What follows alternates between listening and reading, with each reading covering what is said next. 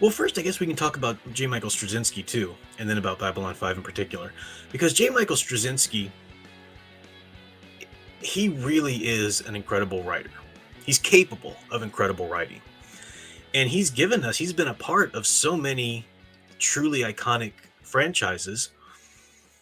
And think about the things he's done. He's written, I grew up before I even knew his name watching episodes of Masters of the Universe that he'd written, of the original cartoon. He was back there with Paul Dini and those guys writing episodes of that. He was one of the writers to cross over to She-Ra and really have a heavy hand in working on that. He's been a writer of television, movies, comics. Of course, he developed Babylon 5. He's done some other television series. He's done movies. He wrote, a lot of people don't realize he wrote the script to the original Thor movie. That was Straczynski. He wrote that original script, which was so great. He's done some great things in comics. He's done some wonderful Spider-Man runs, Thor runs, and whatnot. He's a very talented writer who knows his stuff. But we're living in a day and age now where simply because someone's a writer or a creator who's given us really iconic, amazing material in the past, that doesn't mean anything in terms of the new stuff they're going to create now. It doesn't have to, case by case basis. But we're living in a day and age where so many wonderful writers who gave us such amazing material before are just dribbling out nonsense, agenda ridden garbage now, because that's what the culture's become. That's what the industry's become. When I often say, and people ask me, well, what do you think it would take to save DC? Or what do you think it would take to save Star Wars? Who could we get in there? Who could we get in there to do it? No one. Absolutely no one. Paul Dini himself could not save the Superman run of comics right now because the industry is against it. The industry won't allow these franchises to be saved. The cancer of ideology has seeped so far and so long and steadily and insidiously into the industry, whether it's comics, movies, television, or whatever, that it's there now. You can't even have your movie, your television show, or anything uh, approved. You can't even get it aired unless you've got these certain number of critical race theory points, and you certain number of feminist points, and it's insane. It's sick. That's why, and people, people just can't handle it. Just can't handle that knowledge. But I've got to consume some new story somewhere, Prof. No, you don't. it's and that's not to say that every single new thing is going to be garbage. I'm not prepared to say that it's 100% impossible for any new thing to make it, because there are different levels of how something's released, right? I mean, independent creators, obviously, independent studios and whatnot, and you might have this or that project which, for whatever reason, kind of flies under the radar of certain things or whatever. It doesn't mean that everything's automatically going to be horrible, but it's interesting. I don't think it's a good enough stance when it comes to the Babylon 5 reboot to sit there and say, well, hey, I'm going to give Straczynski a chance because he's always been good and he's always, no, we're beyond that point. And listen to the things that Straczynski says about Babylon 5. So first, I've got the article here, and I've got some quotes that Straczynski said, but let me talk briefly about Babylon 5 itself and what made it such an amazing show. It really was revolutionary in its day. It was more ambitious, for a sci-fi series in a day when you had something like Star Trek: The Next Generation, which was developing a lore, of course. And I know that you did have their character arcs grow and build, and they would reference things that happened in the past, but it was also kind of episodic in comparison. In comparison to something like Babylon 5, it was more episodic, even though it was nothing as episodic like, the original series or anything. Um, Babylon 5 came out, and Straczynski thought of it as a novel almost. First season is the introduction. Second season is going to be the rising action. Third season is going to be the conflict, the climax or whatever, or I forget exactly how it goes. Fourth season, and the fifth season that he didn't even know if he was going to do or not, it ended up being the denouement. And he's got the you do know that as you follow how the series was developed, who he could get to play the different characters, if the studios would even greenlight the next season or not. He did have to develop and adapt his vision for it in certain ways, but it still came out gloriously. I do recommend, if you haven't watched Babylon 5, look up online. There's a certain order you should watch it in, and that includes the movies that came out. That includes the Crusade, that series that came out. Um, so there's a certain order that you should watch even the episodes in, because it enhances the story more. And I did, because I never watched it when it was airing, live or anything. I wasn't into it at that point, but it was over. It's probably like 2004 that I really got into it and watched it all at that point, on DVD and everything. So, so there. Anyway, Straczynski is a big fan of Tolkien. You see a ton of Tolkien influence in his work. Even some of his episodes he wrote of Masters of the Universe back in the day, you saw like, oh, yep, there's the Fellowship. There's the you see that not in a way where he's like ripping off Tolkien, but he's constantly homaging it. And Babylon 5 homaged the heck out of Tolkien. Are you serious? That was amazing. He's also in a lot of his work, his work has been more spiritual than you would expect from Hollywood, even at the time in the 90s and on up into to today. There were a lot of Christian references in Babylon 5 that were really quite amazing, coming from Hollywood and whatnot. So he's a writer with a lot of substance there, and Babylon 5 was wonderful. So everything I've said, you might think, well, why? What's the problem with him doing Babylon 5? Well, first of all, the first mark against it is this is a reboot. Okay, if you remember, it was probably about the time I was getting into it back in the day, 2004 or something like that. I think it was early 2000s when he did or maybe it was a little bit later, 2000s, of the first decade of 2000s. I forget exactly when it came out, but he put out that DVD of the three mini movies that continued the story. So he continued the story of Captain, blanking on her name now, the new captain that ran Babylon 5 in John Sheridan's absence when he went to be the president of the I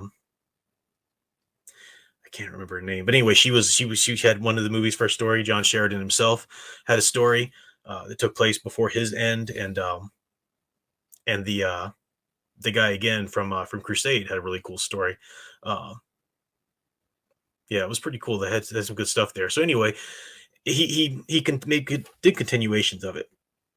He says this is just going to be a reboot. He's going to retell the whole story. And one of the defenses he gives for that is he says, let me see if I can find the quote exactly. He says, you have to do a reboot. He says, how do you tell continuing story of our original Londo without the original Veer? Or Jakar? How do you tell Sheridan's story without Delenn, or the story of Babylon 5 without Franklin, Garibaldi, Zach? Because as he's alluding to, there's so many wonderful, amazing actors that really made the show so great have unfortunately passed on at this point. And it's really sad. It's a lot of people have passed on, from the original Sinclair to, Jakar was so cool. Yeah. So, okay. That's not a reason. That doesn't mean, so therefore you must reboot it. No. Tell a story in the Babylon 5 universe down the road a bit. That was the genius thing of his arc. And that was what people have been wanting more. When they want a continuation of the story, it doesn't necessarily need to be the next thing Dr. Franklin's doing, the next thing Jakar is doing, or something like that. Tell us what's going on. Tell us, they decommissioned Babylon 5 at the end of the last thing we heard in the series, but tell a story where they want to recommission it. Tell a story where they want to or build a new one. They'd have to build a new one, but tell a story like that where they're doing something like that. Tell us a further story down in the universe. That would have been wonderful, glorious. And then you could even bring back some of the actors, kind of like Next Gen did with the original cast, at some point and stuff like that. That'd be great in their original roles, reprising the original roles. He doesn't want to do that. So what this proves is he's not rebooting the series because he wants to he really would like to do a continuation, but the original cast is not there. That's not why he's doing it. This is why he's rebooting the series. This quote right here, and this is right from him. He's talking, on the one hand, he says, doing the show so all the way back then, he says, let me see if I can find it here. In the years since Babylon 5, I've done a ton of other TV shows and movies, adding an equal number of tools to my toolbox, all of which I can bring to bear on one singular question, Straczynski tweeted. If I were creating Babylon 5 today for the first time, knowing what I know now as a writer, what would it look like? How would it use all the storytelling tools and technological resources available in 2021 that were not on hand then? Okay, just that right there, it still doesn't merit redoing a reboot, but you can understand watching Babylon 5, the original series, the effects and everything looks really dated compared to all the effects that we have now. I mean, it looks like, 90s computer graphic animation. It's kind of like watching the MTV Spider-Man series with Neil Patrick Harris doing the voice. I mean, the animation and graphics, like, whoa, did you do that on a Windows 95 or something? And it was great in the day. It wasn't cheap in the day or chinching in the day. It's just that we've developed so far along there. So you might be able to say, okay, well, there's something to that. But here's what really gets at it. This is what his real reason for wanting to do this reboot is. Let me see if I can find it again here. Here's it is. How can it be used to reflect the world in which we live and the questions we are asking and confronting every day? Strazinski continues. Fan regularly point out how prescient the show was and is of our current world. It would be fun to take a shot at looking further down the road. Further down the road, meaning today. He wants to comment on the things and the issues of today. Here's the problem. And here's where Straczynski, if you look between the lines, you'll kind of see that he's showing his true colors here. He's always been he's always someone who subscribed to these ideologies. If you watch the Masters of the Universe documentary, really great documentary that was on, they did a Kickstarter for recently or something like that. I'm forgetting the name of the actual. I've got the DVD in the other room, but he's out there obviously interviewing him for it, and he talks about She-Ra, for example, and he talks about and he says, well, She-Ra, and he says the problem was that they wouldn't let him write certain things in the script. Like she was never allowed to land a punch on anyone or something like that. She was even more limited in what she could do in terms of her heroics and physicality than He-Man was. So she would, like toss somebody or she was just very limited. And he's, and he's sitting there saying, and it was just a bunch of latent misogyny. It was latent misogyny that wouldn't allow me, to do that with a woman. Really? He said some things, and I'll get into some things he said about Wonder Woman in his writing on Wonder Woman too, that make you realize, as great of a writer as Straczynski is, he deeply, profoundly fails to understand archetypes. She-Ra should not fight like He-Man. What even remotely makes you think She-Ra should be able to do everything He-Man did? She's not a phallic woman. She's a heroine. Two completely different archetypes. She should fight differently. She should be showing more heart and more compassion and more. She should be the heroine. Just as He-Man's the paragon, the aspirational paragon, She-Ra is the aspirational heroine. She should be fighting differently. She should do things differently. What's so hard to understand about that? When he did he did a really, it's well written because he's a great writer, but he did a Wonder Woman run that's just so ill-conceived from the ground up. This is before New 52 came about. So long before all the horrible mandated changes from on high came with the DC universe, there'd constantly been this hand wringing by the feminists, by the new wave feminists, the third wave feminists of the day, about Wonder Woman. Oh, it's so problematic that she runs around in that costume. And can't we just give her pants? Can't we just give her? You'll hear that ridiculous statement over and over again. You'll read statements from women. I think it was Jodi Picoult or another woman writer who took on did a run of Wonder Woman back in the day, and they're like, can we give her some pants? Can we at least take her out of that bustier? Can we do this? No, you can't, because you're an idiot and you don't understand why that's so symbolic and essential to her character. The suits are symbolic to the characters. They're iconic. They're deeply coded. They don't just, they're not that costume. This costume of Wonder Woman is not the male gaze. That's just all it is. No, that's ridiculous. Straczynski's defense, because what they did, he's working with Jim Lee. Jim Lee was his artist at this point. Tells you all you need to know. So of course Jim Lee puts her in pants and that 90s style jacket. Got to cover her up in every way. She literally did look like, and this was like early 2000s, I think too. She really did look like a 90s X-Men character. And they completely changed her story too. She's like the last. She's cut off from her Amazon sisters, and she's basically a spoiled brat, rebellious daughter, orphan or something like that. It was a horrible, horrible, ill-conceived from the very ground up story of Wonder Woman. And his response, his reaction, his defense for what they how they changed her costume, he says, Batman and Superman have been changing their costumes, so Wonder Woman should be allowed to accessorize. Did you even think anything through of those words before you said them? First of all, again, this is before New 52. How much had Batman and Superman really changed their costumes? Honestly, never. Um,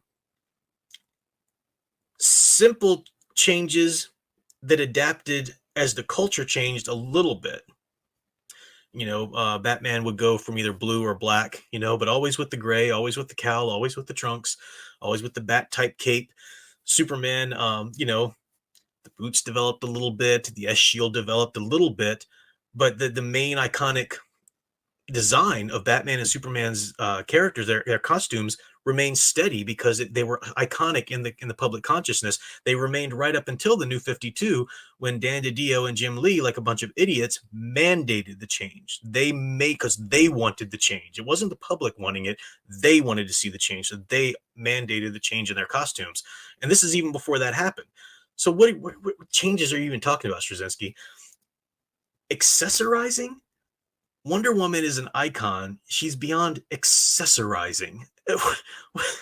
What is that even? It was just such a ridiculous comment and a ridiculous statement. He stated many times, he's shown many times that he does not understand the archetypes. He's a wonderful writer, and he understands writing and story, but he doesn't understand the archetypes that these characters embody. But we're living in a day and age now in which he would be given the freedom to completely disregard any of those archetypes and to write straight to the agenda, to write straight to the messaging he wants to get across, where he wouldn't have to even concern himself with story. He's talking about one thing I forgot to mention a minute ago too is, how is it not disrespectful to continue telling a story in that continuity without a Jakar or a Dr. Franklin and so forth? How is that disrespectful? But it's not disrespectful to just reboot the whole thing and recast them with younger, hipper actors. That's more disrespectful to me by the long run. That's ridiculous. Um, this is not a good thing. Again, that's what he says. How can it be used to reflect the world in which we live and the questions we are asking and confronting every day? Straczynski continued.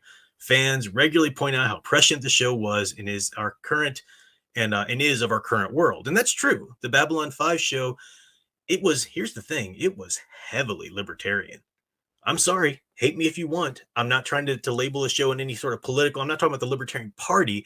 It was heavily, heavily pushing individual freedom. I guarantee you that would not be the case whatsoever for a Babylon 5 today, because we know the ideologues of Hollywood, it's all about trust, obey, um, the ideology, whether that's in line with whatever administration's in power at the time or not. Trust, obey the ideology. That's what it would be. It's going to be a slap in the face in every way to the original.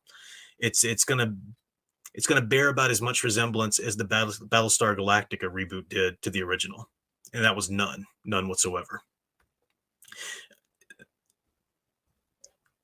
Straczynski is again, like I said, he's done so much amazing things, and I on the one hand, I'm such a fan of a lot of things he's given us, but I've seen the things, I've heard the things he said, and I've seen the way the industry's going enough to know that this is a horrible move. He's even pretty abrupt and like, I mean, I'm so far beneath his notice or whatever. But if he ever saw this stream or whatever, I could easily see him just slamming me in a tweet or something like that. He's very uh, spiteful.